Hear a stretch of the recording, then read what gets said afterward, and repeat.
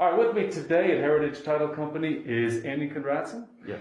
who will be answering some of our questions in regards to utilizing a title company before and then after signing the contract. And it's just so important to get a title company on the team before, so we don't run into these problems when the clock is ticking with closing. So, Andy, thanks so much for joining us today. My pleasure. All right, so one of the first questions we have is, so at what stage in the purchase does Heritage Title usually get involved? Well, we get involved usually after you sign a contract. So having you guys on our team, what's the benefit of having the title company involved?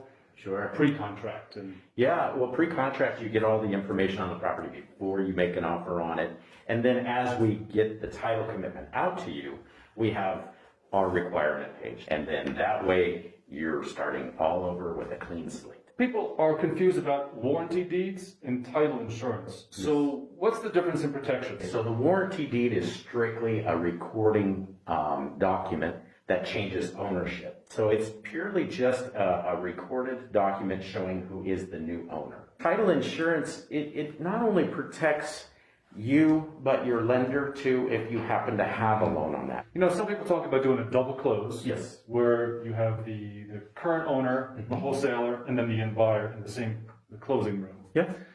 So with that situation, does the end buyer get title insurance, or is there any kind of gotchas with the double closing? There's not. I mean, we have a product called a hold open policy. And a hold open policy is so you're purchasing it as a interim buyer, and a double close is interesting. We do them as long as it's full disclosure. Everybody knows what's happening. Everybody knows what's going on. But a hold open policy, we can move it from the seller to you and then to the new buyer. If I work with the lien holder, Yes. so I don't own the property yet, work with the lien holder to reduce the lien, and now it's time for closing. So is there any recommendations you can make to me, or not, to ensure that reduced lien follows through with closing, so where everything is stated properly with the new lien amount? So I'm on the title and sales side, but the closer would call for a payoff. And that payoff, if you're already working with them and they give us a reduced payoff amount, that amount will be the amount that will be on the requirement page to be paid off in order to move forward with closing. Are closing costs dictated by the state at all? So they are not dictated by the state. We as title companies have to file our rate filing and justify why we're going to charge what we're charging. What closing costs should a buyer of a multifamily property expect, particularly when we're not using traditional institutional financing?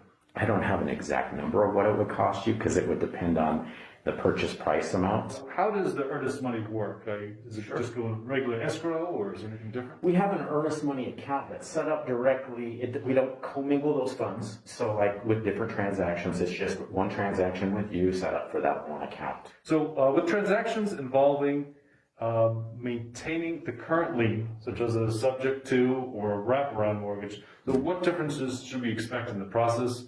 And with such a transaction, is there anything you can recommend to do in addition to what's usually standard? Wraparound mortgages are typically not seen any longer because the lender usually has a due on sale clause.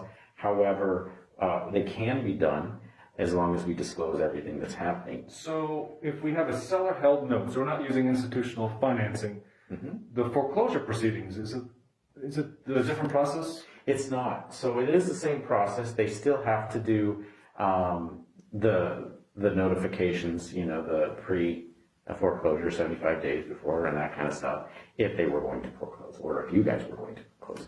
And the last one we have is, in your experience with wraparound mortgages, does the seller or buyer usually hold the title at closing? The buyer does. Great. Well, thanks so much for spending time with us today to answer our questions. So if any of our viewers would like to contact you for more questions in regards to title, yes, transfers, anything, how would they get in touch with you? My cell phone number is 970-222-7299, and my email address is andy.conradson, that's CONRADSON, @heritagetco.com. Excellent. Yeah. Thanks so much, Andy. You bet. It was nice to meet you. Thank you for coming in.